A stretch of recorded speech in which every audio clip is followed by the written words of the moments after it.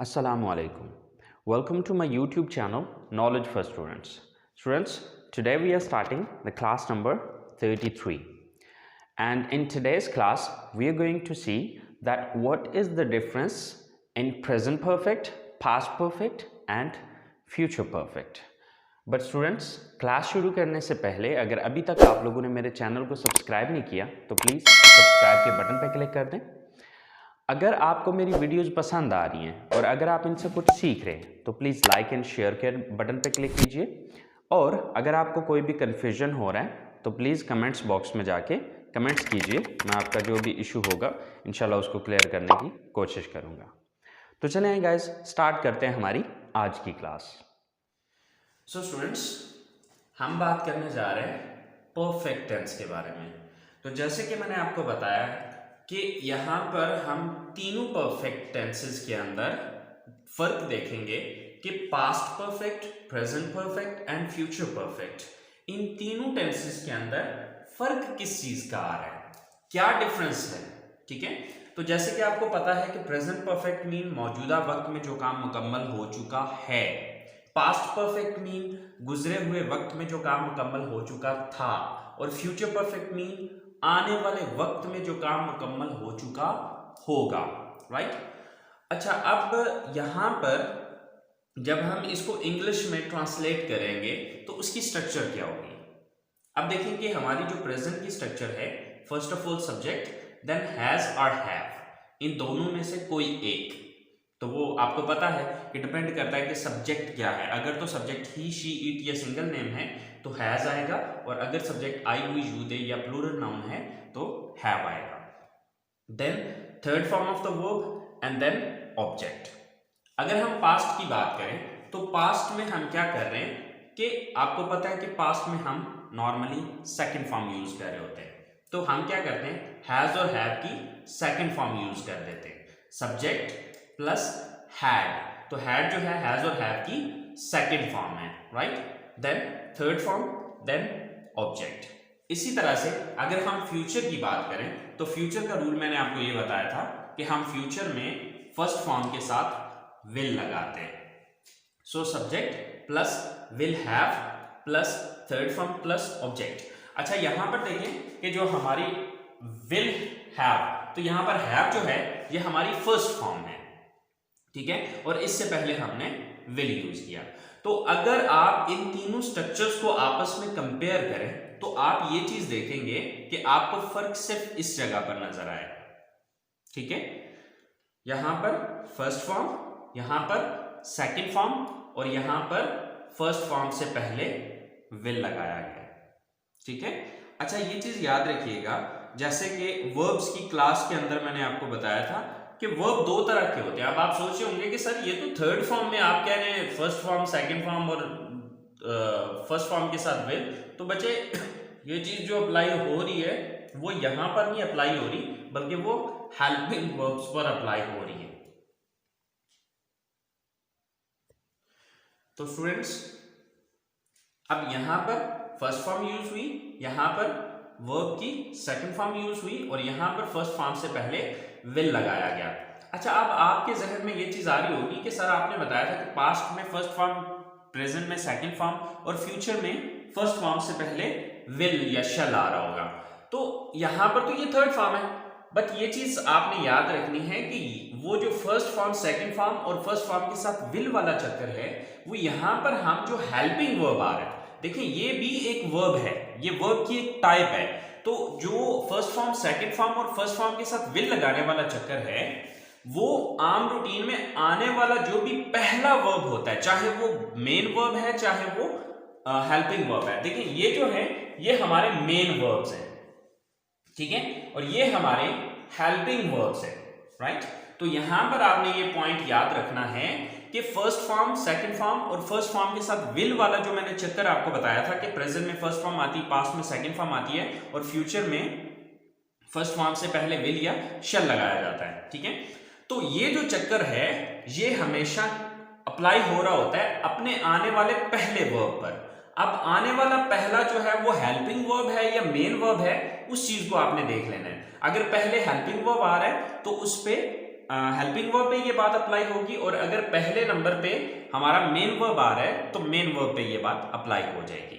यानी कि इस चीज की मिसाल यहां से आप समझ लें कि देखिए, जब हमने प्रेजेंट इंडेफिनेट, पास्ट इंडेफिनेट और फ्यूचर इंडेफिनेट को पढ़ा, तो वहां पर आपने देखा कि वहां पर हमारे पास जो है वो पहले ही, यानी कि पॉजिटिव सेंटेंसेस के अंदर डायरेक्ट जो है वो मेन वर्ब आ रहा था, उसमें हेल्पिंग वर्ब नहीं था।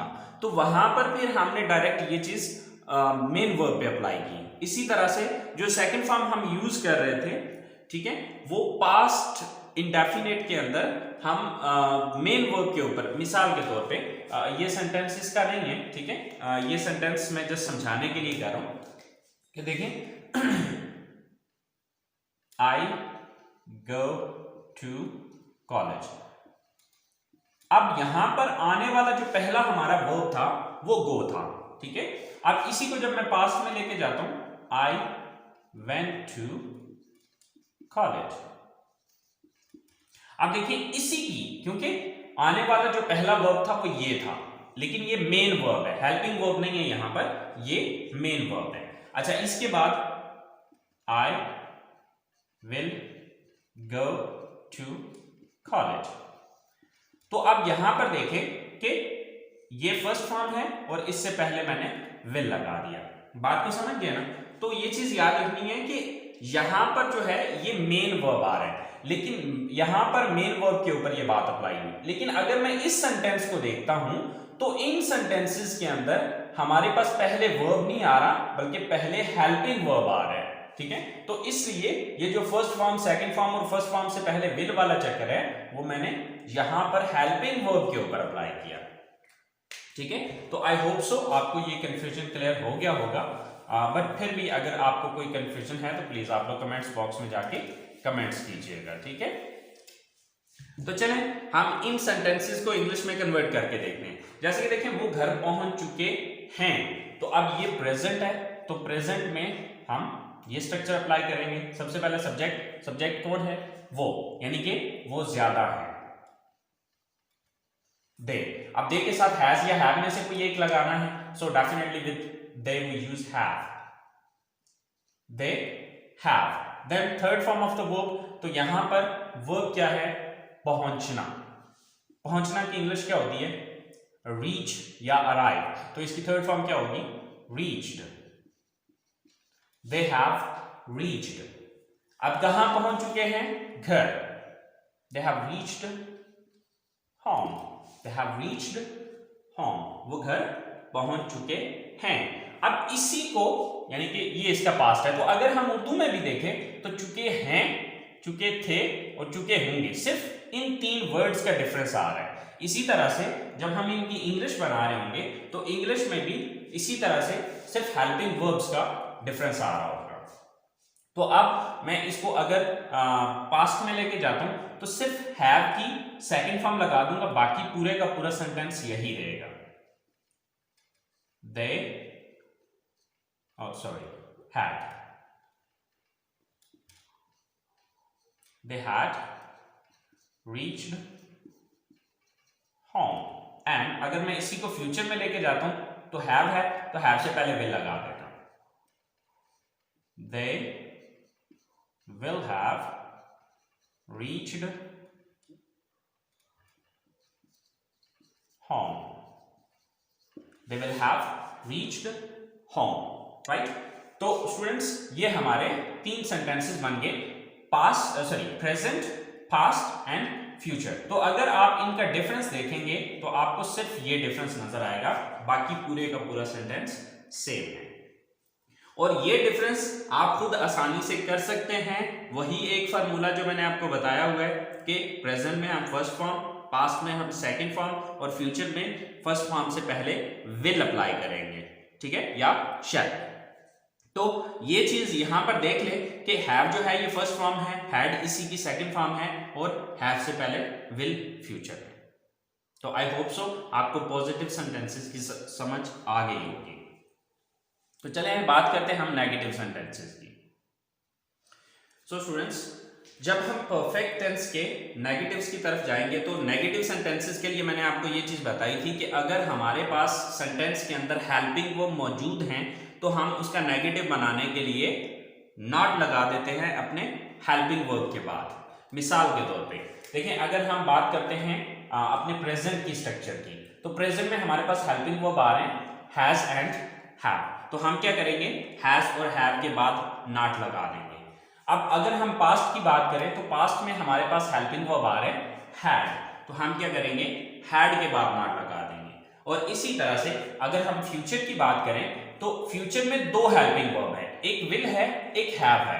तो इसका मैंने आपको रूल ये बताया था, जैसे कि हमने फ्यूचर परफेक्ट के अंदर ये बात डिस्कस की थी कि अगर हमारे पास दो या दो से ज्यादा हेल्पिंग वर्ब किसी एक सेंटेंस में आ जाते हैं तो हम क्या करते हैं कि हमारा जो फर्स्ट हेल्पिंग वर्ब आ रहा था उसके बाद नॉट लगा देते हैं।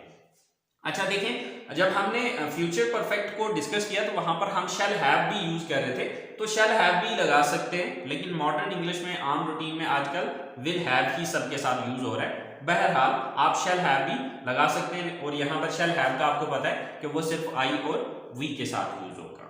ठीक है, तो चलें देखते हैं अब हम इनके सेंटेंसेस को बना के। जैसे कि मेरा पहला सेंटेंस है कि मैं खाना नहीं खा चुका हूं, राइट, तो ये प्रेजेंट परफेक्ट का नेगेटिव है, तो फर्स्ट ऑफ ऑल सब्जेक्ट मैं की इंग्लिश है आई, देन आई के साथ हैज या have, then not, then third form of the verb. तो देखना है काम कौन सा करता है, खाना खाना, तो ईट ईटन, तो थर्ड फॉर्म क्या है, eaten. I have not eaten. अब यहां से ये क्लियर नहीं है कि लंच है, डिनर है या फिर ब्रेकफास्ट है, तो यहां पर मैं ये कह देता हूं I have not eaten the food, I have not eaten the food. अगर इसी को मैं पास्ट में लेके जाता हूं तो सिर्फ इसकी सेकंड फॉर्म लगा देता हूं, बाकी सारा सेंटेंस यही रहेगा, I had not eaten the food. और अगर मैं इसको फ्यूचर में लेके जाता हूं, I will not have eaten the food. तो स्टूडेंट्स, अगर आप इन तीनों सेंटेंसेस को आपस में कंपेयर करें तो आपको सिर्फ ये डिफरेंस नजर आएगा। ठीक है, इसके अलावा बाकी सारा सेंटेंस टोटल सेम है, कोई डिफरेंस नहीं है, कोई फर्क नहीं है इसमें। ठीक है, तो आई होप सो आपको नेगेटिव सेंटेंसेस भी क्लियर हो गए होंगे। तो चले आए बात करते हैं हम इसके इंट्रोगेटिव सेंटेंसेस की। और इंट्रोगेटिव सेंटेंसेस के बारे में ऑलरेडी आप लोग जानते हैं कि हम जिस भी हेल्पिंग वर्ब के बाद नॉट लगाया उसको उठा के शुरू में ले आएंगे। तो यहाँ पर हैज हैव के बाद नॉट लगाया था, हैज हैव को शुरू में ले आए। यहाँ पर हैड के बाद नॉट लगाया था, हैड को शुरू में ले आए। यहाँ पर विल के बाद और शैल के बाद नॉट आता है, तो यहाँ पर इनको उठा के शुरू में ले आए। तो बस सिंपली ये फॉर्मूला अप्लाई करने से आपके ये इंट्रोगेटिव सेंटेंसेस में कन्वर्ट हो जाएंगे। तो चले इसकी स्ट्रक्चर बना के और सेंटेंस बना के देख लेते हैं। स्टूडेंट्स, ये हमारे इंट्रोगेटिव सेंटेंसेस हैं और इंट्रोगेटिव की ये स्ट्रक्चर है।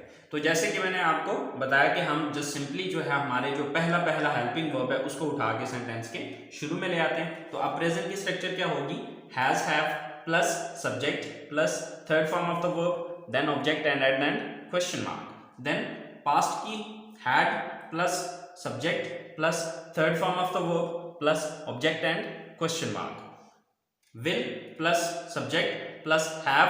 अब चूंकि यहां पर आपको इस चीज का पता है कि हमने नॉट विल के बाद लगाया था, हैव के बाद नहीं, फ्यूचर में। तो हमने क्या किया, सिर्फ विल को उठा के शुरू में लगाया, हैव को उसी जगह पर रहने दिया। ठीक है, तो will plus subject plus have plus third form plus object and question mark. तो देखिए हमारे पास जो पहला सेंटेंस है वो है कि क्या आप उसे बता चुके हैं। तो ये प्रेजेंट है, हैज हैव, तो अब चूंकि सब्जेक्ट आप है तो यू के साथ हैव आता है, हैव, देन सब्जेक्ट आप you, then third form of the verb बताना, टेल। तो टेल की थर्ड फॉर्म क्या होती है, टोल्ड। Have you told. अब किसको बता चुके, उसे। अब वो लड़का भी हो सकता है, वो लड़की भी हो सकती है। अगर वो लड़का है तो हिम, अगर वो लड़की है तो her. So have you told him या हैव यू टोल्ड हर। अब इसी को जब हम पास्ट में लेके जाते हैं तो सिर्फ यहां पर ये चीज चेंज होगी, हैड यू टोल्ड हिम और हर। ठीक है, तो अगर आप इस पूरे सेंटेंस को देखें तो आपको डिफरेंस सिर्फ हेल्पिंग वर्ब का नजर आएगा, बाकी पूरे का पूरा परफेक्ट टेंस सेम है, यानी कि पास्ट परफेक्ट और प्रेजेंट परफेक्ट में सिर्फ हेल्पिंग वर्ब का चेंज है। सो इसी तरह से क्या आप उसे बता चुके होंगे, तो ये फ्यूचर है। So will you have told him और हर, राइट। तो ये हमारा परफेक्ट टेंस के इंट्रोगेटिव सेंटेंसेस हैं। आई होप सो आपको इन तीनों का जो फर्क है, जो डिफरेंस है, I mean past perfect, present perfect और फ्यूचर परफेक्ट का जो डिफरेंस है वो समझ में आ गया होगा। फिर भी अगर कोई चीज रह गई है, कोई कंफ्यूजन रह गया है, तो प्लीज आप लोग कमेंट्स बॉक्स में जाके कमेंट्स कीजिए। और जो भी न्यू आने वाले स्टूडेंट्स हैं, प्लीज आप लोगों को अगर यहाँ पर कुछ चीजें नहीं समझ आई तो याद रखें कि ये मैंने स्टार्टिंग की क्लासेस में डिटेल से ये चीजें बताई हुई हैं, तो वहां पे आप स्टार्टिंग से अगर स्टार्ट करेंगे तो फिर आगे जाते हुए आपके लिए परेशानी नहीं बनेगी। तो चलें गाइस, नेक्स्ट क्लास तक के लिए मुझे इजाजत दीजिए, दुआओं में याद रखिएगा। अल्लाह हाफिज।